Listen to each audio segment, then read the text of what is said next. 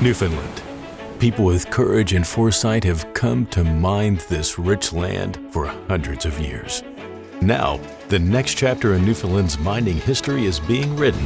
Newfound gold intersected 19 meters at 93 grams per ton, the biggest gold intercept ever recorded in the province. Currently, the company is undertaking one of the most aggressive drill programs in Canada. To learn more, find us online at newfoundgold.ca. Welcome back to Palisade Radio. I'm your host, Tom Bodrovic. Joining me today on the show is Gianni Kovacevic. He's an incumbent energy expert, modern energy explainer, investor, and author. How are you today, Gianni? I am bordering on fantastic. Well, you're enjoying a beautiful spot in Italy, so I could see why that would be. Yeah, not quite a vacation, but I'm going to be in Europe for quite some time. And great time zone. So around 3 o'clock in the afternoon, markets get ready to open. Get some work things done, and happy to be doing this interview with you today, which is coincidentally September 22nd, which is Tesla's well-publicized battery date, where they're coming out with some groundbreaking announcements with respect to batteries, their company, and how that's going to impact electromobility and electrification in general. So great timing for this interview. Yeah, absolutely. And it's quite an exciting time if you look at it from the perspective of real contrarian investing. And you're the author of My Electrician Drives a Porsche. And I wanted to talk a little bit about the book and get your perspective from where you wrote that book from. You were credited as having the world's first zero emissions book tour. So tell us a little bit about what drove you to do that. Oh, I could just see many of your listeners grimacing, thinking, oh, how arrogant is that? Or where did the electricity come from for the charging of the electric car? Or who says that it was entirely fossil fuel free because you have to vulcanize the rubber for the tires and all these things?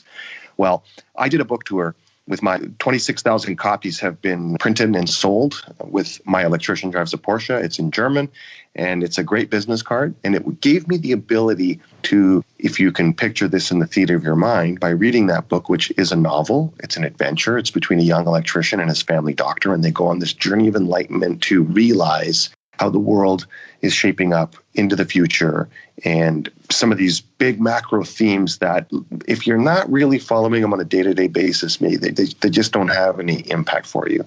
So it enables me to have a 5-hour dinner with anyone who wants to read that book. It's a classic 200-page finance book, but written like a novel. And I've got a lot of people that love the book. So I was very happy with the way it ended up. And it's enabled me to shape a few different keynote conversations that can be 30 minutes to an hour, depending on my audience. And I think it impacts almost every industry. And with my background in energy, incumbent energy systems, and the way I think I can explain how the modern energy pivot is taking place, I think I've been a little bit ahead of the curve so far. And hopefully your audience, be it whether they're a petroleum engineer or a 14-year-old schoolgirl, I hope that they find a lot of entertainment value, but a lot of, educational value in the things and the themes we're going to talk about today. Yeah, absolutely. And I think it's a very accessible book because it's written as a story, as you say, with a lot of very pertinent information to our time.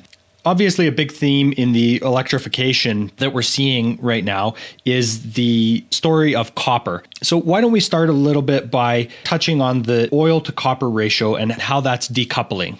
Yeah, well, the famous one that everyone is well aware of now is the gold to oil ratio. So for those that don't follow it, over the past 40 years, it took about 20 barrels of oil to buy an ounce of gold. And that would bifurcate up or down, maybe 5 barrels here or there. That shot up to about 85, 90 barrels of oil to buy an ounce of gold when you had that idiotic sell-off in oil and a sharp increase in the gold price back in April, May.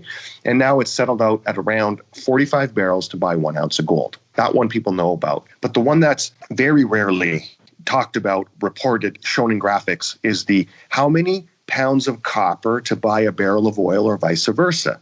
And I say that, and that's important because 90% of the time, copper price is correlated to the oil price. And that is because of many reasons, but predominantly because they're commodities. They're priced in US dollars. And you look at the big commodity indexes, copper is in there with oil and with other commodities. And as my friend Dennis Gartman would say, when they raid the house of ill repute, they arrest everyone, including the piano player. So that's why over the past decades, oil got completely decimated, or when it had a sharp increase higher in price-wise, copper kind of followed it about 90% of the time. That's breaking down.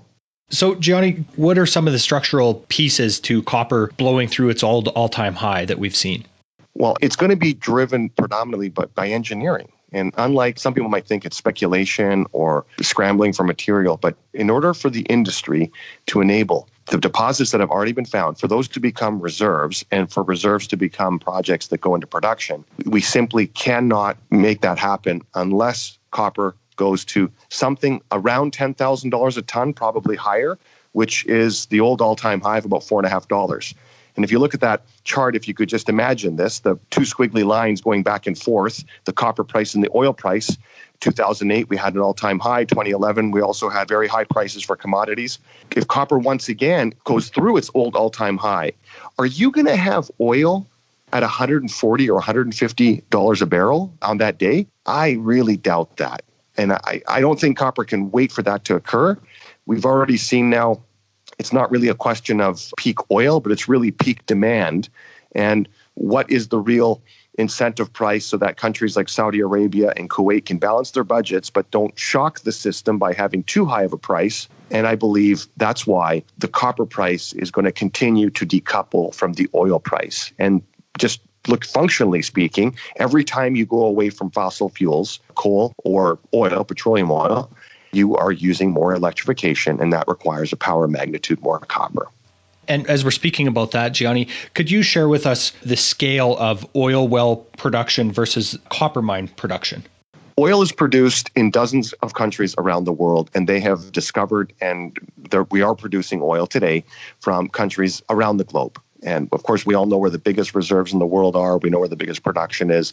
You think of countries in the Middle East. There are about 4.5 million wells give us global oil production. And that goes from the tiniest little mom and pop operation to the big fields in Saudi Arabia. Copper mining is totally different. If people were scared about relying too much on Middle East oil 10, 20, 30, 40 years ago, wait till they realize that from primary copper production, over 40% comes from Peru and Chile. And that really is the future as well. You've got three choices when it comes to copper mining today and the future of copper mining. So it's going to be more of one of these three choices. It's going to be in an AK-47 protection type country. It's going to be with elevation, which means you're in the Andes at 4,000 and 5,000 meters of elevation. You got to pay for everything to get up to the project and everything to come back down for 25 or 30 or 40 years. Or you're going to have to go to lower grade resources that are in established copper mining jurisdictions, places like Arizona, which was the world's largest producer of copper until Chile surpassed it about 25, 30 years ago. And Gianni, as we're speaking about that supply-demand picture, can you touch on a little bit of the idea that what we're going to see going forward here, especially with the coronavirus, everybody staying home, demand for new vehicles really dropping. Does that bode well for the copper price or poorly? Well, if you're looking at the old rule book, copper, many people will say, is the PhD of the global economy. So these speculators, and that's the reason that the copper price collapsed during the March, April, May period. Remember when COVID shut down the world economy? Logically, it's a big input material. The price of copper fell from $2.80, $2.85 down to about $2.10 a pound. So you would use that same logic and say, well, hold on a second. If behavior is changing and we are going to be driving less, we're going to be making fewer cars, that's going to impact oil demand because we're going to be using less transportation fuels. But also if we're making less cars, aren't we going to use less copper? Not true. So I agree that we're going to be driving fewer miles. Consumer behavior around the world has changed, and it's been accelerated to the future economy, whatever that means for the next 50, 100 years. That means people do not commute back and forth to the office every single day. It might be once a week, it might be once a month, it might be never, but fewer miles, which means we're going to have to make fewer cars because people aren't going to be buying these things, and or you're going to be using Uber, and or we're going to be doing automated driving where the taxi doesn't have anyone in the car, and those things are increasingly going to be electric. But if the global automotive industry starts making fewer cars, and I believe they will, even so, as sales fall, the number of electric vehicles that are made within the global automotive fleet is going to be increasing by a factor of 5 to 1, 10 to 1, 20 to 1, till eventually basically all passenger vehicles and many of freight transportation is electrified. So even though we're making fewer cars, the question is, in aggregate, the automotive industry will be using more copper because it takes 400 to 500% more copper to make one of these electrified modes of transportation. So even starting today, every time it's offset, it still is a happy story for copper. Perfect. And as you touched on there, copper is known as a barometer of the world's economy. So how do we see that picture changing, Gianni, and why is that decoupling starting to happen? Well, it doesn't make sense. So people look at it right now, and if you look at a crusty, old school investor who knows commodities, is a generalist, he would not understand how copper is $3.10 a pound today on September 22nd, because that person would have bought into and would have shorted probably copper. And now it's climbed in this atmosphere of really, we don't have ebullience in the global economy. Well, one would not say that. Yet here's a commodity that's climbed. Everyone's talking about silver and talking about gold. Copper's up, 40% from the low. That's pretty good. And that comes for many reasons. One, demand is not so bad. And you also have people that think big picture, talking the Chinese, talking about other strategic buyers. Copper got cheap. They buy a bit extra.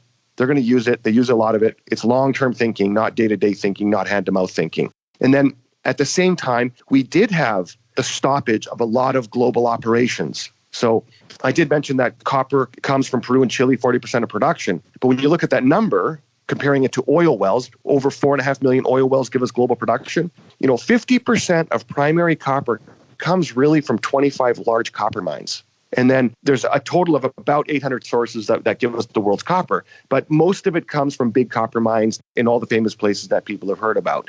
So if one or two or three of these mines ends up stopping for a few weeks or a few months, it is a big impact. So once again, there's a differential between supply and demand. And that's why quicker than most people thought, including myself, the copper price has rebounded to a point where it's trading at $3.10 a pound as we speak.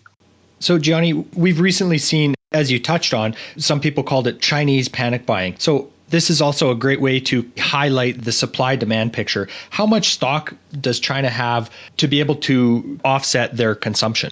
Well, the global copper market, primary and secondary, primary coming from copper mines, secondary is recycled copper, scrap, is 25 million tons total. And we have about 16% of copper supply comes from recycled copper. The best year in history was about 23, 24%. That was back in 05, 06 when the copper prices shot up, down to about 13, 14, 15%, depending on the year.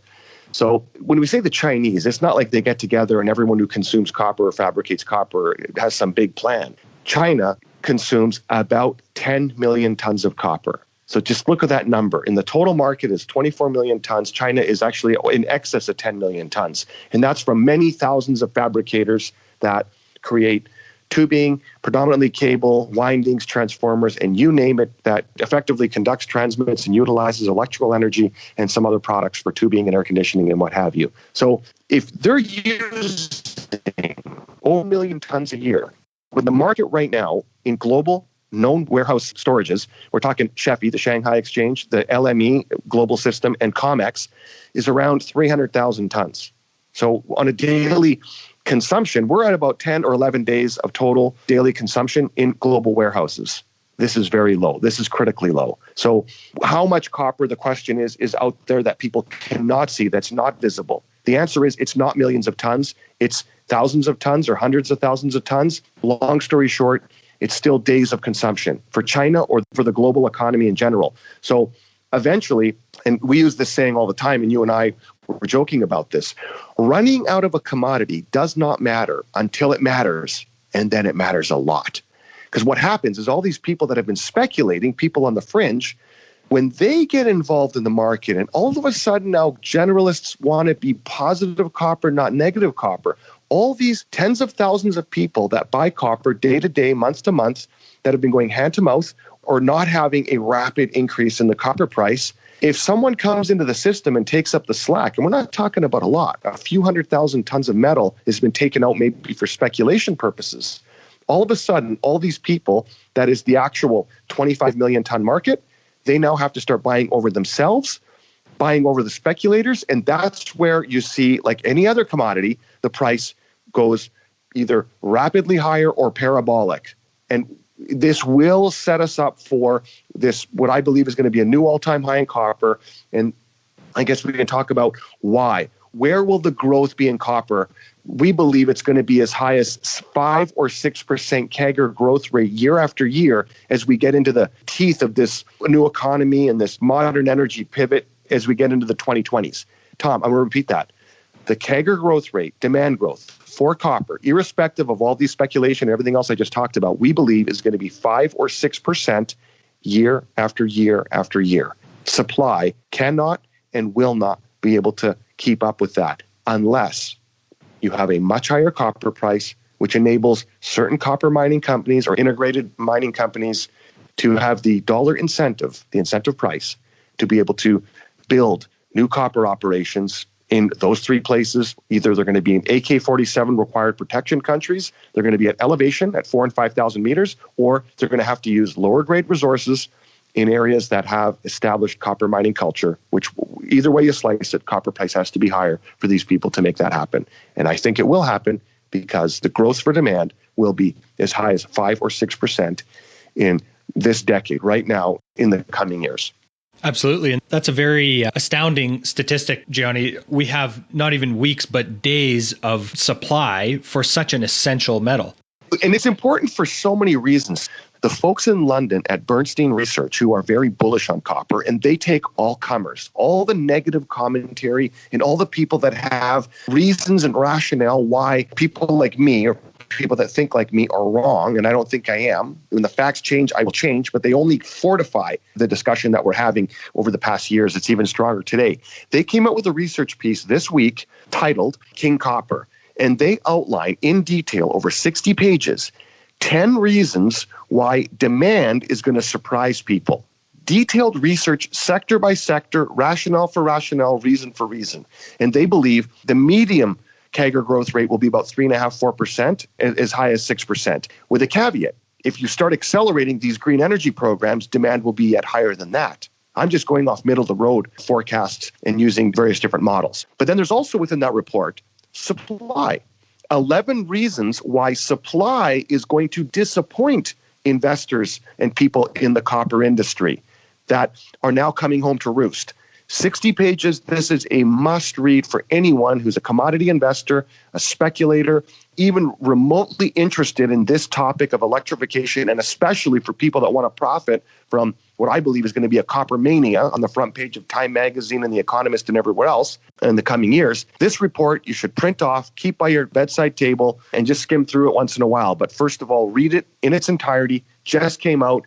And I'm happy to share that with you so you can share that with your friends listening to the podcast. Absolutely. We'll link to it in the show notes, Gianni. Something we were speaking about before the call was the substitution and miniaturization and the step change in demand that creates when that happens. So tell us more about that.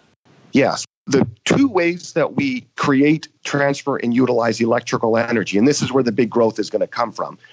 Final energy today, as we speak, is 20% of it is electrification. And that number is going to go in the next 30 years to 50% will be electrification. So never mind the growth rates, but just the installed copper stock to make the world's electrical systems globally work. There's a lot. We've installed it over the past 130, 140 years. And just imagine, if you will, the magnificence of that, how much copper it's taken to make that occur. Well, we're going to go from what today, 20%, Tom, in the next 30 years to 50%. So that's going to take a tremendous amount of copper. The only thing that you can do to substitute from copper is use aluminum. So that people always say, the thinking is, once again, for the people using the old rule book, if the price of copper was to go much higher, like I think it will, well, people are simply going to use aluminum. They're going to substitute away from copper into the aluminum. Yes, for some applications, they will do that. And in fact, we can't make that occur, 50% of electrification globally for all energy with just copper. It will be done with aluminum, but it'll be done together. But you can't use aluminum for many applications because when you start integrating batteries batteries are DC. When you're talking about a DC-AC interconnection, you now have the backup battery, which is a DC system. You have thick cables, high amperage, flexibility, ease of installation. You simply cannot do it with aluminum. And there's many, many other applications that physically, scientifically speaking, cannot be done with aluminum, albeit many things will be done with aluminum and with copper. So that thinking that it's going to be just like it was every other cycle, copper price goes much higher, we're going to start using aluminum. Not going to be the story. We've already done that. It's already happened. This substitution has slowed down from the peak when it really ramped up, when the copper price went crazy in 05, 06. Of course, we had lots of substitution. We're not seeing that again. And there is a famous ratio, the 3.5 to 1 ratio, price-wise, where you don't even have a financial incentive to simply use aluminum instead of copper. So right now, that ratio is intact. But irrespective of price, it's not going to hold on. Then the second one is the miniaturization, which is the same relationship that we're seeing. We've already done a lot of that, and that's coming in things like tubing and air conditioning and many different applications where you use less copper, same application, in this so-called miniaturization. That's only done at the margin, but we're talking about 6% CAGR growth rate or more. This is small potatoes, but it cannot be done, and it will not be done by simply saying, let's substitute from copper to aluminum. Already been doing it. We're going to continue to do it, but it's not going to derail the thesis. And there's many reasons for that. And that's actually covered in the Bernstein report, so people can get a little bit more corroborating facts and statistics on that. Perfect. One thing we haven't really touched on, Gianni, in this supply-demand picture is the amount of copper projects that are actually being explored and trying to be developed. So let's contrast a little bit the amount of gold projects that are trying to be discovered right now versus the amount of copper projects, and how we can maybe profit from that as speculators and contrarian investors. Well, there are how many gold deposits that have about 1 million ounces or thereabouts that investors can speculate in between companies listed on the ASX or the TSX or elsewhere in the world? There's a lot, over 100. Copper's not quite the same. And I will submit to people there are of quality, of things that actually have a chance to become a copper mine. There's about maybe 20 opportunities of these projects that are now held by a junior where you can buy into them with at least a reasonable anticipation that how can I make 10 times my money? It's far and few between. You don't have a lot of opportunities. So this, to me, is a big opportunity because when people start buying the bigger copper names, which they will, and that money starts going down the food chain, which it will, those dollars are going to chase very few listed companies. That's why I'm focused on a few names myself. Of course, Copper Bank, where Frank Holmes and myself are the 1 and 2 largest shareholders, has 2 decent copper projects, one in Arizona and one in Nevada. And we like them. We love the optionality that Copper Bank offers investors. The market cap is about $12 million US. So it's not fantastical, but I believe we can make 5 to a 10x return on that investment or that speculation, if you want to call it that. But it's not the same as the gold space. The copper space, including what's owned by a junior, there are only, you could argue, 50 quality copper projects that could become mines, the ones that have size I'm talking about. And then you immediately have to eliminate half of them because they're just in areas that are too sensitive or just too tough a location. They're not going to get the buy-in. The grade is too low. There's not enough infrastructure or whatever the problem might be. So once again, even for major mining companies, they're going to be chasing a couple dozen higher quality, maybe lower grade, but certainly higher quality in every other category, location-wise. And I believe that is going to occur, and that's why I'm speculating that money's going to start chasing those type of deposits. So what kind of time horizon are we looking at when we're thinking about investing in these types of copper projects? That's a very good question, Tom, because timing, as everyone knows, is very important. And I've been talking about this theme for about 5 years. We started this Copper Bank idea actually almost exactly 5 years ago. And when you're early in a bear market, there's always time for something else to happen and something else to happen. And those something else did happen. We had the escalation of the China trade tariffs in middle of 2018, which took the copper price back down again. It climbed. And then we had this COVID-19 pandemic, which once again dropped commodity prices, but copper specifically, delaying the joy or the satisfaction. But I've already had a few of my portfolio companies of my own personal investments that have went up 5x, 6x, 7x. So I know it can happen. And when you look at the gold space, the gold price moved to $1,500. You had a bit of action in gold stocks. But then when it had a big run after the COVID collapse and gold prices went through $1,700 and $1,800, That was a bit of a mini mania this summer, what we saw there. So the timing was very quickly. It happened one day to the next. And all of a sudden, these gold stocks that many people have probably followed for years through a tough bear market, a lot of those stocks, Tom, are up 500 to 1,000% or more. You know the names. I know the names. Your listeners know the names. So if you think the bus is going to wait for you, for copper prices to go to a critical level so people can then go and buy a couple names in the copper space, not going to happen. These things, especially when they're coming from the penny share level, if they're quality projects and you're not going to get diluted into oblivion and, all the other obvious catchphrases, those stocks, in my view, are going to very quickly have an appreciation. These things are going to double and triple very quickly, and it's not something that should not be anticipated, especially when these companies are, Quality Copper Junior might have a $10 or $20 million market cap. Doesn't take a big push for these things to double and triple in value. So it can happen very quickly. We're very long into a bear market. The copper prices have now normalized. There's a lot of corroborating evidence that says copper could and should be a commodity for everyone's interest going through the years 2021, 2, 3. So I think timing is not like you could say before. Before would say, oh, that's next year's investment dollar. I'll worry about that next year. No longer. It can happen very quickly. And we're right there at the precipice, I think, and it's all going to be led simply by the copper price. We're at 310. If you start seeing 320, 330, I think it's really going to get going. Perfect, Gianni. Something else that you highlighted on a recent interview was the price of helium. And we see much of the same supply-demand picture as copper. So how do you make money in helium? And explain to us a little bit about the uses of helium, that it's not just for party balloons. Absolutely. So anyone that's followed my various interviews over the past sort of 7, 8, 10 years, I'm always trying to hopefully not predict the future, but go where the puck is going to be, not where it's at. So cobalt, lithium, I totally miss cryptocurrencies. I'm okay with that. Totally miss cannabis. I'm okay with that. Copper, I think we're ahead of the curve. I think that's good. And we did the same with helium. Helium very quietly was in a boom pricing environment, and it's been taken up by technology companies. And I could go on for an hour about helium, but basically it's a supercoolant. And these guys, Google, Amazon, Netflix, everyone, are using it in their servers. Rather than use a lot more air conditioning, they figure if we can have each individual component, it can be a supercoolant. They're using a lot of helium, and the price has went crazy. They've effectively run out of helium at the strategic reserves in Amarillo, Texas. That's the BLM, the Bureau of Land Management. And we've been relying globally, 70% of helium has come out of the United States. A third of global production was from the reserves out of Amarillo. A third came from production out of typically natural gas wells, and then a spattering of other places around the world. But the good stuff, the high-grade stuff, the well-situated stuff has been in the United States and will continue to be so. Natural gas sells in the United States for about $3 an MCF. Everyone knows that. And where's it going? It'll go up or down a few dollars. Helium was trading for almost $1,000 in MCF for smaller contracts.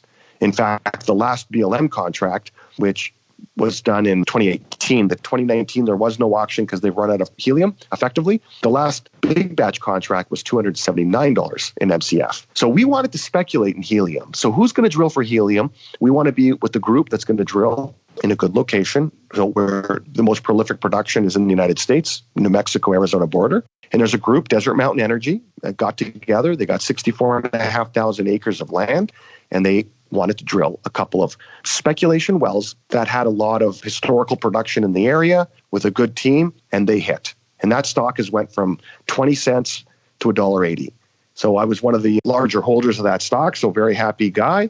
And now it's on its way, and looks like they're going to drill around 30 or 40 wells, and their aim is to go into production now. So a happy ending. It's a great speculation story. It's a great commodity. I think has got a lot of potential going forward, but there's no helium exchange, that people can look at the price every day. And you just have to really be following people that are onto these kind of speculations to be able to participate early. Always nice to be early on a trade. Absolutely. So speaking about this general theme of electrification, Gianni, tell us a little bit about if we could see a new 3.0 boom market for lithium and what that demand picture looks like. I think it's not even for discussion. We are going to be building tens of millions and eventually hundreds of millions of electric vehicles. What is up for debate is what will the chemistry of those hundreds of millions of batteries look like? That will change. There are many thousands of people working in the space. The prize is so big that even big energy companies, I'm talking about oil and gas companies, are getting involved in this, that where will the base of these batteries will not change is going to be with the copper that's used to interconnect in the vehicle, the copper within the battery, and I believe with lithium. So if you have 100 million new electric vehicles hit the road sometime in the next 10 years, in my view, it's without question that the demand for lithium-ion batteries and or solid-state batteries, and some chemistry I can't tell you because that will change, but it will be lithium in a battery for this massive uptake in electromobility and energy storage. And so the demand for lithium, logically, if all that occurs, is going to go up by 1,000% or 2,000% if we go past 2030. So yes, there will be, it's inevitable, there has to be a lithium 3.0 boom market. We are ready for it. We learned a lot in the last couple markets. And when you look at where will the lithium come from, we know about the evaporation from salars in South America. We're talking about Chile, Argentina, and could it be one day Bolivia in the Salar de Uyuni? Or is it hard rock mining in Australia, in Canada, in other parts of Europe? Or is it innovation and a new type of technology? I'm talking about direct lithium extraction, DLE, where you strip the lithium out of briny water. It does work. They're right at the last mile. And there are these humongous aquifers in France, in Germany, what Standard Lithium is doing in Arkansas and California, and the Saudi Arabia of all of it, which is Alberta, Canada.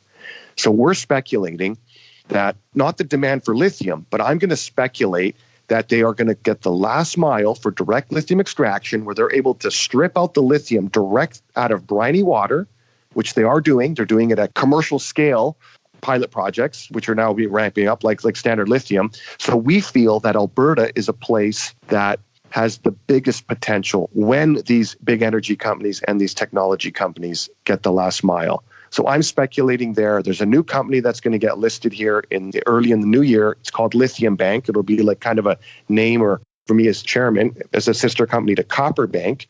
And that's something people could look forward to early in 2021. It'll have a low market cap out of the gate, and it has two massive projects located in Alberta looking to have what should be two large world-class LCE equivalent resources. And then from there, trying to make partnerships with bigger energy companies as they get the last mile. So yes, I do believe in a lithium 3.0 boom market. Very interesting, Gianni. So as we kind of wrap up here, give us one more investment idea that nobody really seems to be talking about, or there's no real interest in. Well, rare earth elements is now back on the front page. You see all these Silicon Valley, Google type investors. The Mountain Pass project in California, the rare earth element mine, is now been financed through a SPAC by these internet guys that have made a lot of money. And it's simple because there's going to be 100 million or more of these electric vehicles built. We're going to be building thousands and thousands of wind parks, which requires these permanent magnet motors and rare earth elements. And we don't want to rely on China for all of this stuff. Big boom market coming once again. But within the rare earth elements, there's also going to start stripping some of these guys out, because some of the elements, and this is, I think, a really interesting story for people to follow, are things like scandium. There are some primary scandium deposits, and scandium is the secret sauce or the salt in lightweighting and strengthening of aluminum. And that's important because when you have super strong, super sophisticated aluminum for welding and other purposes, you can now substitute it in any application where you were using steel. For many of those, you can now use this scandium-enriched aluminum for that product. So the scandium market is quite small. It's maybe $50, $60 million a year, but that market is going to climb. It can grow in perpetuity because the more scandium that they have in scandium primary deposits, the more they can use in the aluminum industry to use more of it for lightweighting and sophistication, welding, and every other purpose. I believe scandium is a story that you're going to start seeing more and more on its own as an independent commodity, not associated with the rare earth elements. And you want to be looking at the very few projects and companies, they trade for pennies as their deposits if they're located in important locations. And I think Quebec, because it has a large aluminum industry, they will support this. They will work together. And Imperial Mining Group, the symbol's IPG, has a deposit with great metallurgy. It's got the highest grades almost in the world as far out for primary scandium. It's well situated. They can finance using this Quebec super flow through. The stock trades at 8 or 9 cents. And I think that's something, because of this pivot in the way the aluminum industry is going to take up scandium, I think that's something where, once again, you could see a 10 or 20x return. This is a speculation. I'm being aggressive. Of course, take that with a grain of salt. But when these things have these low market caps, I think that's where we could see something take place. So I think we'll leave it at that, Tom. I think scandium, in the context of the low-hanging fruit and energy, which makes things that are heavy, make them light, make them strong, you use less energy in the first place. And of course, as a speculator, everyone should know I'm conflicted. Everything I talked about, of course, I own, and I'm deeply conflicted there because, of course, I want to see these things appreciate in value. Absolutely. I think that's something that we all want to see, Gianni. Give us a couple places that we can find more information about you if we'd like.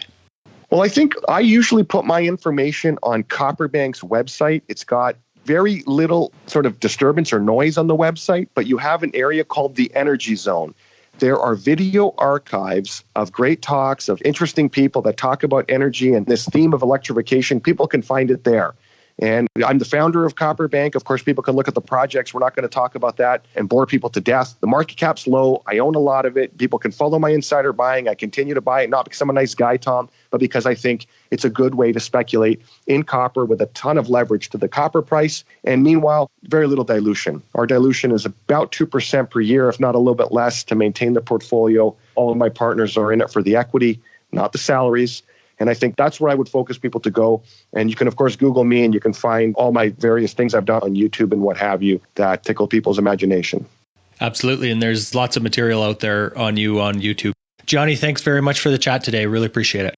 Thank you. Detailed one, a long one, but I think a lot of information. And you will get the report, which you will link to this. And hopefully people read that Bernstein report on copper with great detail and care, because I think it's a very important document right now. Absolutely. Thanks, Gianni. Thank you. This podcast is for general informational purposes only. Nothing on this podcast should be taken as investment advice. Guests on this show are not compensated for their appearance. Listeners are urged to educate themselves and make their own decisions. Do not base any investment decisions on the information contained. To view our full disclaimer, please visit our website.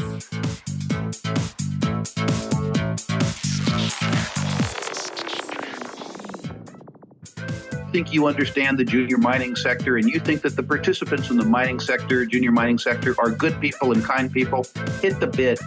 How violent that term could be, it actually could be quite violent. It could be a rip-your-face-off uranium rally. And the world is always going to need raw materials. It's going to need copper and gold and nickel and so forth. Totally destabilized. Hey, Troll, did you hear what's going on in Yemen?